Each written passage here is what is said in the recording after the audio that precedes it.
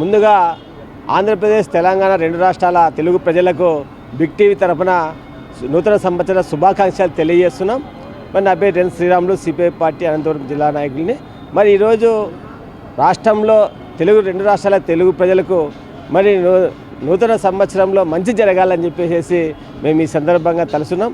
అదేవిధంగా జరగబోయే రాజకీయ పరిణామాలు కూడా చాలా శరవేగంగా జరుగుతున్నాయి. ఈరోజు మరి సిరిమల గారు కాంగ్రెస్ పార్టీలోకి చేరితే ఖచ్చితంగా ఈ రాష్ట్రంలో మరి తెలంగాణ ఆంధ్ర రాష్ట్రం విడిపోయిన తర్వాత మరి ఈ రాష్ట్రంలో కాంగ్రెస్ ఓటు బ్యాంక్ అనేది చాలా సునామీ అయిపోయిన పరిస్థితి ఉండేది.